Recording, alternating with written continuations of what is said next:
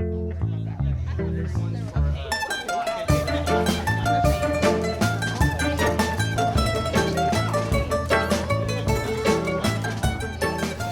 book, Journey for Justice, The Life of Larry Itliong, documents the courage and contributions that Itliong made to fight for equality and justice. Larry's passion and persistence and his legacy as a leader of this Filipino-American movement serves as an inspiration. This important book tells a story of one of the most significant American social movements of all time. The farm workers movement inspires each of us to work towards equity and justice for all. It felt very surreal. It's something to read the stories of what actually happened, but to be in this place with the people who are actually in it, and it makes you appreciate the history even more. For me, I always have this quote in my mind, like it's called no history, no self, and it's just taking pride in your own culture. It was really cool to see how the Filipino community is represented through this, because there's not a lot of there's not a lot of representation, especially for kids growing up who are Filipino. There's not a lot of stories they can read. Because it teaches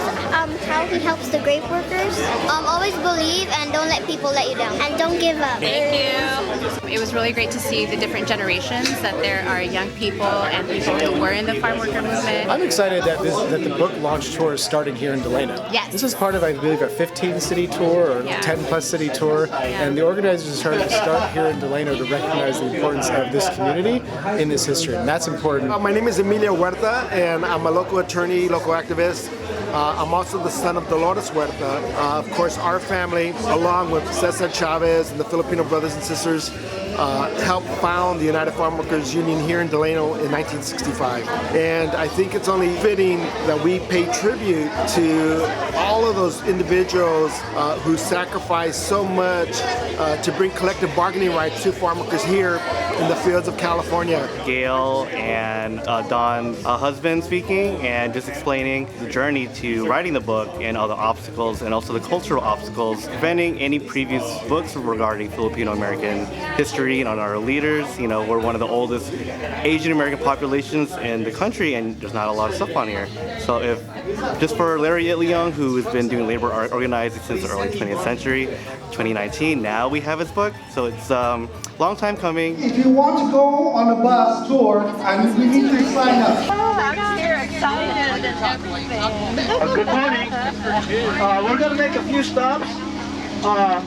As you know, Delano is very historical. The Filipino Hall is really historic. This is where they took the vote to go on strike. In Delano, there's a lot of significant places. Not born here, but I was born in Islands, but I grew up here. And I hung out with a lot of Mexicanos, blacks, a lot of mestizos. The ratio between Filipinos and pure Filipinos like me and mestizos like 50-1.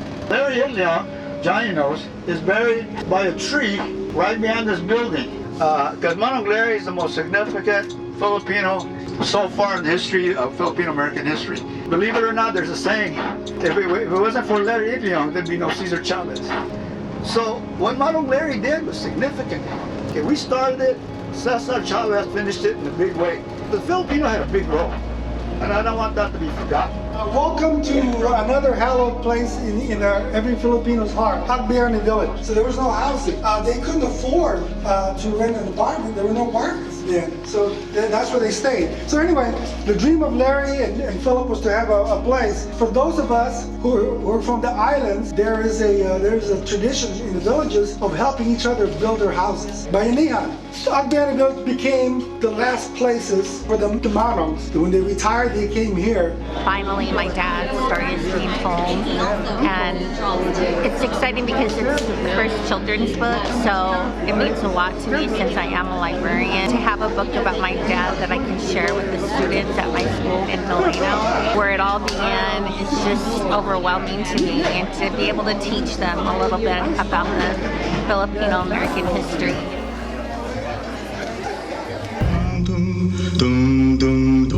I'm from San Francisco, California. It's my first time here in Delano. Put your hands up like this. Follow me.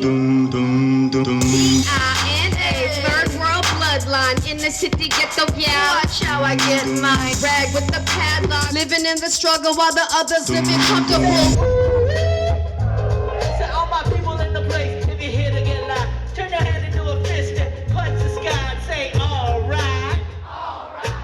Dr. Dawn Mabalan was our beloved Fonz National Scholar and served on our Fonz Board of Trustees. She was also very passionate about the Filipino-American community, about Filipino-American history. Dawn was determined to make sure Larry Itliong's story was told. Dr. Mabalan gave so much to Fonz, to the Filipino-American community, to our nation and beyond. She gave in so many ways through her activism, her role as a professor, her scholarly research, and her writings.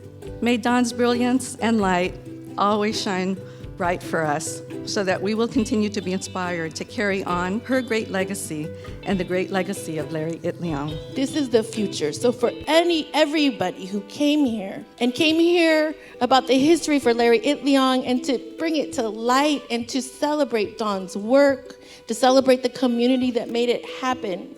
I want us all to weave together all of our histories as Dawn would have wanted. We are American history, and together, as what history has showed us, we can do great things. So we must continue on, and we must heal together where it doesn't move forward.